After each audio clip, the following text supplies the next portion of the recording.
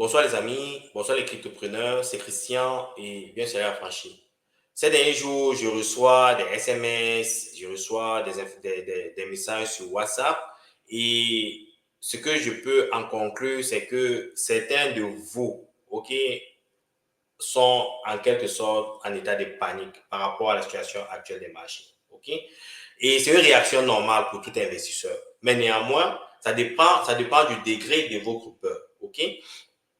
J'ai toujours dit sur cette chaîne et j'insiste encore, si, et aussi, j'aimerais que vous compreniez une chose, cette baisse du marché au niveau des crypto-monnaies est aussi un test de personnalité, un test de conviction. OK? Si vous ne pouvez pas supporter une baisse de 40%, de 60% dans les actifs à haut risque comme les crypto-monnaies, peut-être que ce n'est pas un investissement pour vous. OK? C'est l'une des premières des choses. La deuxième des choses, c'est aussi si avec ces baisses-là, vous êtes en panique et que vous remettez en question les crypto-monnaies, vous remettez en question votre stratégie d'investissement ou aussi votre mindset, il faut absolument vous asseoir et vous demander est-ce que c'est un actif pour moi, ok? Ou est-ce que j'utilise le leverage, les dettes pour investir? Ou par exemple, si les investissements que j'ai actuellement dans les crypto-monnaies, si je les perds, parce qu'il est fort probable, il est une probabilité que la blockchain, les crypto-monnaies aillent à zéro, comme par exemple le real estate peut aller à zéro, ok? C'est une question de probabilité. Il est fort probable que ça arrive. Si vous perdez tout ce que vous avez investi sur les crypto-monnaies, est-ce que va porter, ceci sera un problème dans votre vie quotidienne, ok? Est-ce que ça va vous empêcher de, par exemple, de travailler, de manger, de payer votre loyer, de payer votre maison, votre hypothèque et toutes ces choses-là? Si la réponse est oui, les gars, faites attention, faites extrêmement attention, ok? Parce que il ne faut investir que ce que vous êtes capable de perdre et que ça n'a aucun impact sur vos crédits. Même si ça a un impact sur vos crédits, il ne faut pas que ça soit un impact permanent, que ce soit un impact périn, ok? Il ne faut pas que ça puisse en quelque sorte déstabiliser votre façon de vivre. Si c'est ça le cas, les gars, vous n'êtes pas dans le bon environnement, ok? Il faut revoir vos stratégies d'investissement, ok? Parce que si vous paniquez, ça veut dire qu'il y a un problème. Ça veut dire que soit vous êtes endetté pour investir sur les crypto-monnaies, soit vous avez mis beaucoup d'argent sur les crypto-monnaies. Si vous perdez cet argent, ça aura un impact sur vous, sur votre famille et au niveau de votre entourage. OK? Donc, c'est pour ça que quand je lis ces messages-là, c'est ce que je perçois. OK? Et si c'est le cas, si c'est votre cas, il faut faire ce qu'on appelle un reassessment, essayer de voir, peut-être vous avez mis beaucoup d'argent, essayer de prendre des profits et avoir une gestion des risques. Et j'en parle beaucoup sur cette chaîne, la gestion des risques, ok? Donc, il faut revoir cette stratégie-là. Si vous avez des questions, vous pouvez me contacter en offre, je vais vous guider par rapport à tout ça, ok?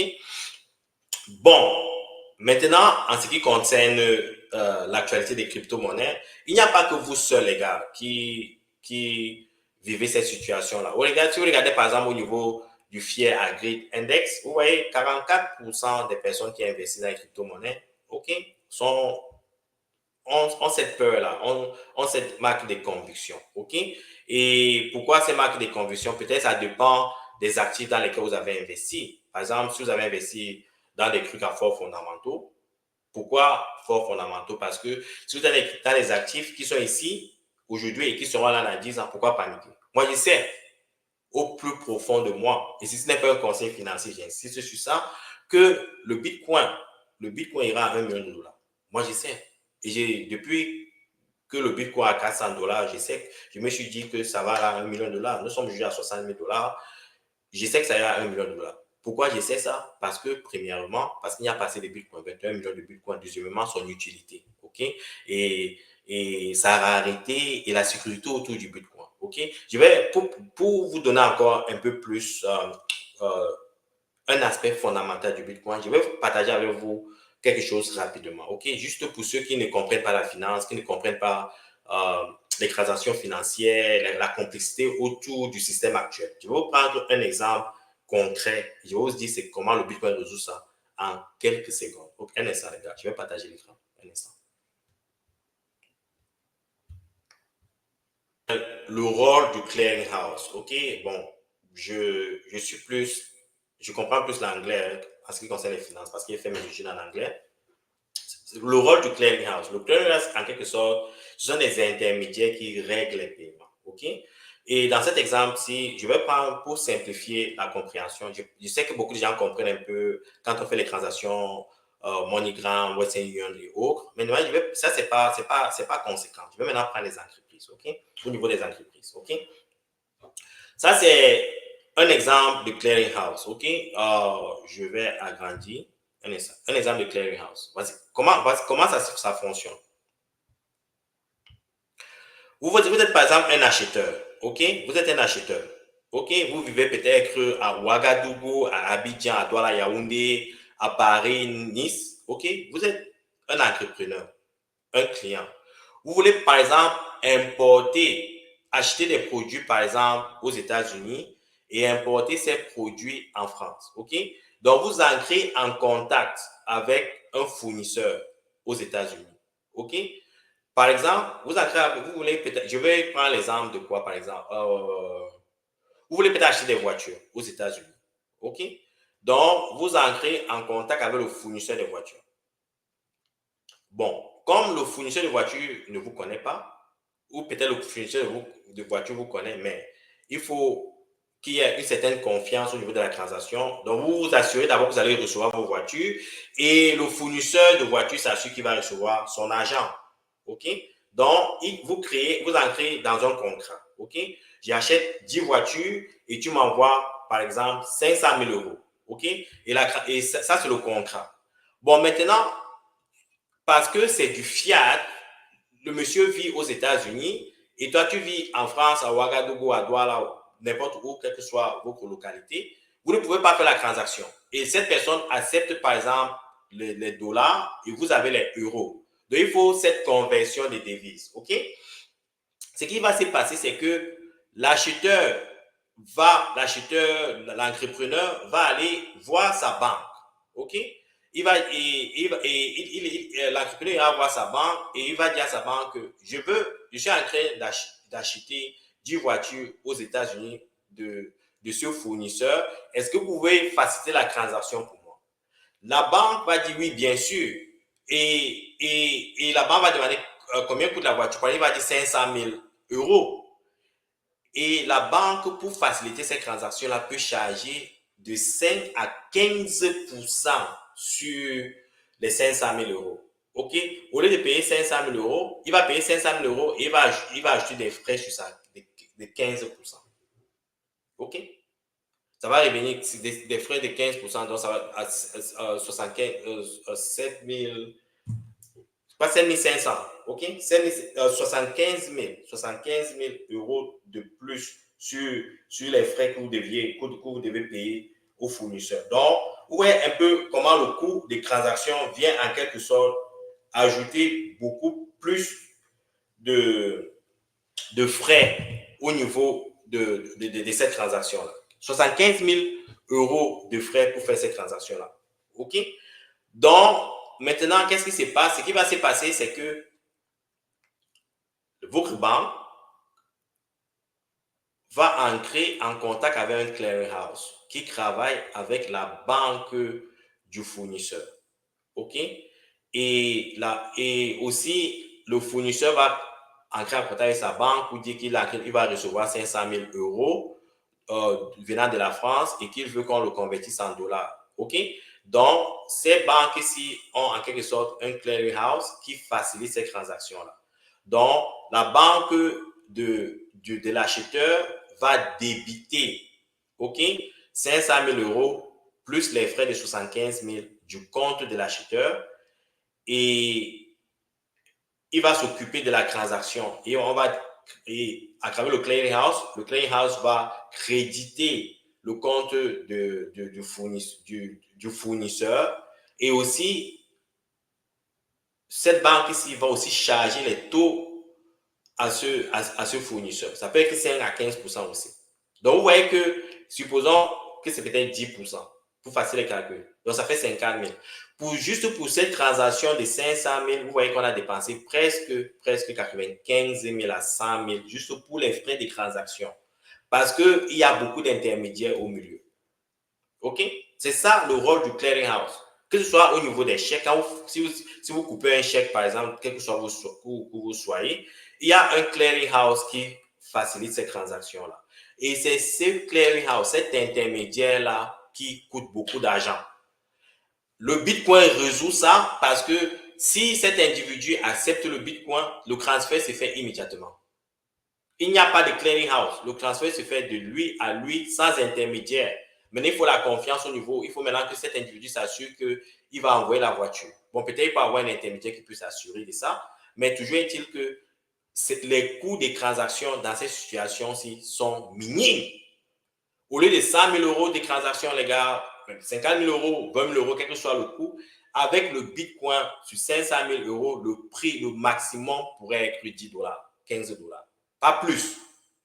Donc, si vous ne comprenez pas les fondamentaux liés, si vous ne comprenez pas les fondamentaux liés au Bitcoin en tant que currency, son importance, sa rareté, c'est que vous êtes dans le mauvais environnement. Il n'y a pas de quoi paniquer, les gars. Le besoin est là. La nécessité est là. Et les gens commencent de plus en plus à comprendre son importance. Ce qui est curieux, c'est que, je peux vous dire, 99% de la population, 99% des individus qui existent dans le monde ne comprennent pas le basic que je viens de vous expliquer là. Quand ils vont prendre conscience de ça, ils vont comprendre ce que c'est le Bitcoin, sa magie, son utilité, sa puissance. C'est Uranus. OK? On ira directement à Uranus. Donc, quand on dit que le Bitcoin ira à 1 million de dollars, ce n'est pas une utopie. Ça, c'est réalisable. C'est juste une question de temps. C'est ce que Raoul Paul appelle le banana zone. Le banana zone est en train de se mettre sur place. OK?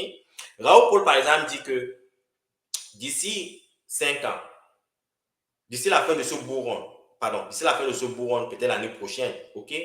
C'est ça l'année prochaine.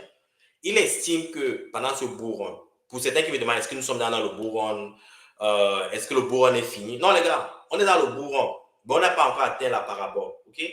Donc, on n'a pas encore atteint cette partie verticale. Vous voyez, nous sommes en train de faire le ça. Je vais vous montrer un schéma bientôt, un graphique bientôt. Nous sommes au sideways. Nous sommes en train d'aller comme ça. OK?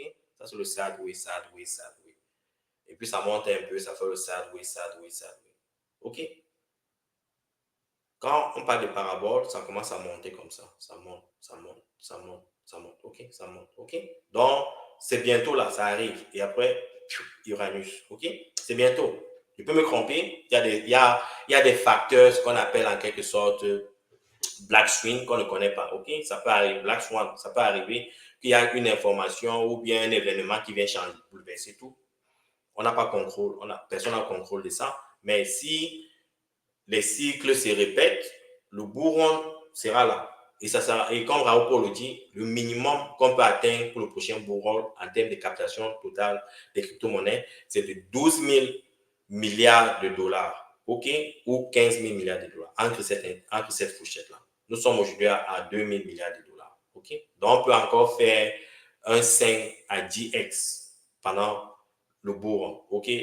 Donc, il faut juste rester focus et rester concentré sur les fondamentaux. C'est pour ça que je parle des fondamentaux ici. J'insiste sur les fondamentaux. Je sais que beaucoup des jeunes qui ont les 300 dollars, 300 000 francs CFA, 50 000, se disent que bon, pour se faire beaucoup d'argent, il faut qu'on prenne des grands risques. Je comprends, c'est votre choix, c'est votre décision. Mais en tant qu'un investisseur averti, je suis ici pour le long terme. Donc, je préfère que mon équipe se positionne sur des choses qui seront ici dans 10 ans. Je ne veux pas me retrouver en train de perdre les assets parce que je ne veux pas des risques inutiles. Parce que c'est inutile. Parce que la patience est importante dans la vie. OK? Bon, maintenant, on va analyser rapidement le marché, voir où se dirige le marché. Un instant, je vais trouver cette page rapidement. En passant, même, je peux juste un instant. J'y arrive. On va aller sur Coin Gecko. Bon, vous voyez, le nombre de cryptos actifs ne fait qu'augmenter. Nous sommes... Un instant, je partage l'écran. Et voilà. Le nombre de projets ne fait qu'augmenter. Nous sommes à 14 822. Je vous avais dit, les gars, quand c'était à 12 000 ou 13 000, que nous devons atteindre 15 000. Nous sommes déjà presque à 15 000 là. OK? La dominance au niveau de la captation totale, vous voyez, il y a toujours une baisse, il y a toujours un outflow. Je vais vous montrer tout à l'heure pourquoi il y a cet outflow avec Mangos, par exemple. Vous voyez, nous sommes maintenant à 2 400 milliards de dollars. Il y a environ 2 mois, nous sommes presque à 3 000 milliards de dollars. Donc, il y a une fuite des capitaux du marché. OK? Au niveau de la dominance du Bitcoin, pas grand changement. Au niveau du prix du Bitcoin, les gars, il y a eu panique hier, les gars, parce que beaucoup d'analystes se disaient que si le Bitcoin va en deçà des 60 000 dollars, la prochaine étape devrait en principe être en deçà de 50 000 dollars. Et certaines personnes disaient que si on atteint 40 000 dollars, c'est 44 000 dollars le prix du Bitcoin, c'est que c'est le bear market. OK? Il y avait cette panique-là et certaines personnes ont commencé à vendre avec beaucoup de célérité parce qu'ils se disaient que bon, le bull run était fini. OK? Bon, le Bitcoin a repris un peu de couleur. Nous sommes à 61 000 dollars aujourd'hui. OK? Et c'est un très bon signe. Ils ont aussi pris de la valeur.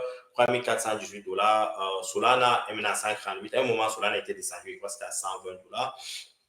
BNB à 577 dollars. OK? Donc, au niveau du prix, il y a une certaine stabilité. Il y a une certaine reconfiance qui est en train de naître. OK? Et maintenant, allons regarder au niveau des bulles, crypto bubble. Vous voyez qu'au niveau des bulles, il y a un peu de vert aujourd'hui. OK? Pepe a repris 18% de sa valeur en un jour. Fetch AI 15,9%, Ondo 9,6%. Il y a des couleurs qui reviennent, les gars. C'est la magie avec le Bitcoin. Donc, with As 18,5%. Quand vous voyez que les cryptos les crypto-monnaies sont mortes, c'est là qu'il y a une certaine réaction. C'est pour ça que cette communauté existe depuis plus de 11 ans. C'est une communauté qui a une conviction indéniable, solide, inébranlable. OK? Donc, les cryptos sont ici pour rester, les gars. Ne paniquez pas. Bon, si vous paniquez, c'est beau. Ça dépend, comme je l'ai dit au début de cette vidéo, ça dépend de ce que vous détenez dans vos portfolios et aussi de votre situation financière. Il ne faut pas prêter pour investir dans les crypto-monnaies. Il ne faut pas mettre beaucoup d'argent si vous n'en avez pas assez. OK? Mettez juste un peu pour ne pas avoir ces sentiments de panique-là. OK? Donc, au niveau du marché, vous voyez que ça commence à reprendre des couleurs. Brett à 24,9%. Il y a des bons signes. EGX, Singularity Net 14,4%. Il y a des bons signes au niveau des shitcoins, au niveau des meme coins, au niveau de l'intelligence artificielle. Tous les domaines reprennent un peu de couleur, ce qui traduit un peu de confiance. OK? Et ceci est un très bon signe. OK? Maintenant, vous allez vous poser la question, où est-ce que le marché se dirige? Où est-ce qu'on se dirige dans ce marché? OK? Je vais maintenant vous montrer, comme je le fais d'habitude, un schéma, un graphique de Reg Capital. C'est là-bas où je tire le plus souvent les tendances du marché. Et ceci, c'est surtout pour les traders. OK? Si vous êtes ici pour le long terme, vous n'avez pas besoin de ces activités-là. Surtout les fondamentaux. C'est juste, ce qui est important, c'est la patience, rien d'autre. OK? Mais si vous avez des traders, vous achetez, vous ancrez, vous avez peut-être un petit portfolio de trading. C'est là où, de temps en temps, il faut se fier à ces graphiques-là. Un instant, je vais trouver cette page de Reg Capital. Twitter, et ça, c'est le tweet de Reg Capital. Pour ceux qui sont sur Facebook, là, les gars, allez vous inscrire sur Twitter et suivez les bonnes informations. OK? Nous sommes dans la partie orange. Il dit que we are here, orange cycle. Le orange cycle, ouais, le orange cycle en 2016, OK, c'est un prélude au bull run. OK? Quand il parlait de la parabole tout à l'heure, c'est comme ça que la parabole se présente. Vous voyez? Ça monte verticalement. C'est une ligne oblique presque verticale qui se dirige vers Uranus. OK? Après, il y a une correction. Après, on a cette accumulation dans la zone orange. Et puis, boum, on repart vers la verticale. Et puis, Uranus. Et puis, on fait une petite correction X. Bon, nous sommes dans cette zone-là, les gars. Donc, c'est cette période d'accumulation-ci. Il faut regarder cette période d'accumulation, voir comment les actifs font ce qu'on appelle le sideways. Et puis, quand cette période-ci, cette période de réaccumulation, d'accumulation de price discovery va être complétée, c'est le bull run. C'est juste une question de temps. Et ce qui doit stimuler ce bull run, il faut qu'il y ait, par exemple, une information, par exemple, de la Fed, OK, ou peut-être un stimulus des États-Unis. Il faut qu'il y aura cette information. C'est une question de temps. Et historiquement, ça se prouve vrai. OK? C'est juste une question de temps. faut pas paniquer. Maintenant, certaines personnes doivent se demander pourquoi il y a eu une baisse des actifs récemment. Au niveau des baisses d'actifs, je pense que c'est lié à Mongox. OK, pour ceux qui ne connaissent pas Mongox, je vais vous expliquer ce que c'est. Mongox, c'est quoi? C'est que pour ceux qui viennent dans les actifs, dans les cryptos-actifs maintenant, il faut comprendre qu'il y a eu beaucoup de progrès. OK? Il y a 10 ans, 11 ans, 12 ans, il n'y avait pas de synchronage exchange, il y avait très peu de synchronage exchange et il n'y avait pas de wallet. Les trucs comme Trésor sont nés en 2014, 2015, Ledger 2014, 2015. Il n'y a pas de wallet. OK? Donc, c'est parce qu'il y a eu des besoins que des entrepreneurs sont venus avec des trésors, Ledger. Quand il y a un besoin, ça veut dire que c'est une opportunité. Donc, les gens saisissent cette opportunité, créent ces opportunités-là avec les wallets. Donc, les gens, en quelque sorte, minaient le Bitcoin et le gardaient sur leurs ordinateurs. OK? On minait, on gardait sur les ordinateurs. Et après, quelqu'un a réalisé, et aussi, c'était aussi difficile d'acheter. Il n'y avait pas un intermédiaire pour pouvoir faciliter un vendeur, un acheteur. Et les premiers projets qui sont nés dans ce sens-là, c'est par exemple Mongoose. OK? Et aussi, comme c'était dans un début, il n'y avait pas assez de sécurité. Quand Mongoose a créé l'échange, et puis il y a des gens qui achetaient, vendaient, il n'y avait pas assez de sécurité, et Mongoose a été piraté. OK? Tous ceux qui ont investi, qui avaient leur crypto-monnaie sur Mongox, ont perdu leur argent. Il y a eu des enquêtes, la police s'est engagée, il y a eu des enquêtes, et puis on a trouvé la personne qui avait volé ces crypto-monnaies. Et on a saisi les crypto-monnaies. Donc, il y a environ 140 000 bitcoins là dehors, OK, sur Mongox, qu'on a récolté, et on doit redistribuer aux chanceux, ceux qui avaient investi sur Mongox. Et à l'époque, les gars, le bitcoin coûtait 10 $, 10, 15, 20, 100 $ max. Aujourd'hui, le bitcoin coûte 60 000 $. Donc, c'était en quelque sorte, à cette époque-là, un choc pour eux. Aujourd'hui, c'est une très bonne nouvelle parce que ça les a forcés à être patients. OK? Maintenant, il y a des gens qui ont les 100 bitcoins, les 200 bitcoins, les 300 bitcoins qui vaut aujourd'hui 60 000 $. OK? Qu'est-ce qui va se passer? Vous croyez quoi? Vous investissez sur quelque chose qui est à 100 $ max, 50 $, c'est à 10 $, c'est à 1 $. Et subitement, on vous remet vos bitcoins qui valent 60 000 $. Qu'est-ce que vous allez faire? Donc, vous avez la réponse. Vous allez vendre une bonne partie pour prendre le profit.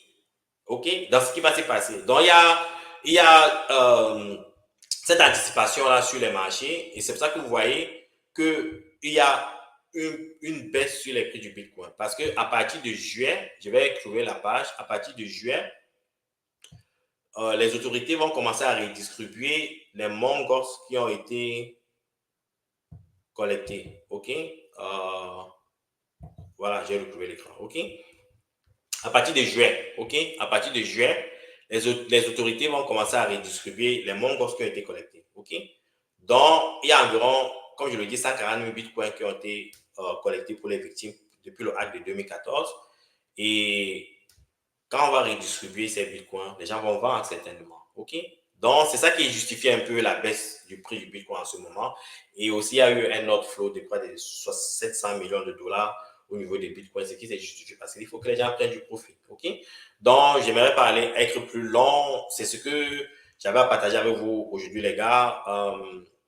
Vous êtes dans le bel endroit. Ce n'est pas un conseil financier, c'est juste une question de conviction. Et aussi, les gars, il faut partager le message autour de vous parce que quand le beau rôle là sera là, il faut que toute la communauté en profite, pas juste vous. OK? Il faut partager, encourager les gens à s'enregistrer, s'abonner et assurer la bonne information que j'offre. OK? Entre-temps, les gars, je vous souhaite une bonne journée. Si vous avez des questions, vous savez comment me joindre. Ciao.